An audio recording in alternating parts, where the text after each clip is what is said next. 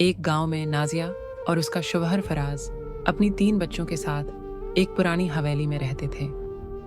ये हवेली नाजिया के दादा से विरासत में मिली थी। जिंदगी मामूल के मुताबिक चल रही थी, लेकिन चंद माह से अजीब और गरीब वाकयात ने उनकी जिंदगी को परेशान कर दिया था। कभी दरवाजे खुद ब खुद खुलते और बंद हो जाते, कभी रोशनी बगैर किसी वजह के जलती और बुझती। नाजिया को यकीन था कि कुछ गैर मामूली हो रहा है, लेकिन फराज इन सब बातों को मजाक में टाल देता। एक दिन नाजिया ने सफाई करते हुए एक पुरानी अलमारी के पीछे एक छोटा सा संदूक पाया। इस संदूक में एक डायरी और कुछ पुराने कागजात थे। डायरी पढ़ने पर नाजिया को मालूम हुआ कि ये हवेली उनके दादा ने एक अजनबी शख्स से ली थी, जिसके साथ ज्यादती की गई थी। इस शख्स ने मायूसी के आलम में अपनी जान ले ली थी और यही ख्याल किया जाता था कि उसकी रूह अब भी हवेली में मौजूद है।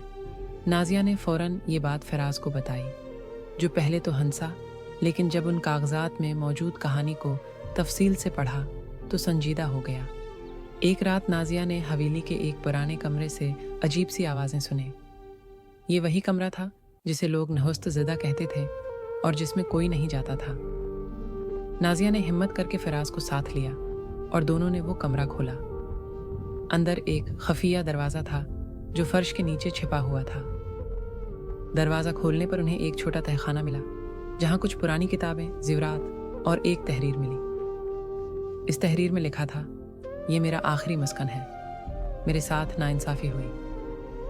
फिराज और नाजिया ने यह मामला गांव के बुजुर्गों और एक आलम के सामने रखा। आलम ने उन्हें बताया कि इस शख्स के हक़ में दुआ की जाए और कुरान की तलावत की जाए, ताकि उसकी रूह को सुकून मिल सके। अगले दिन हवेली में एक बड़ी दुआ होगी का एहतमाम किया गया।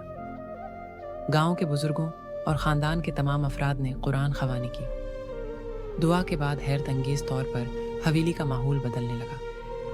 वो अजीब व गरीब आवाज़ें आना बंद हो गईं और सब कुछ मामूल पर आ गया।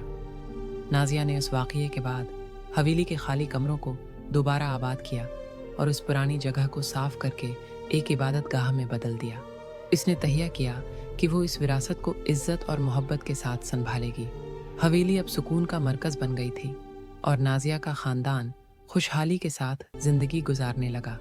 ये वाक़या नाजिया को हमेशा याद रहा और उसने सीखा कि माजी के मसाइल को नज़रअंदाज करने के बजाय उनका सामना करना और उन्हें हल करना ज़रूरी होता है, ताकि सुकून और खुशी हासिल हो सके।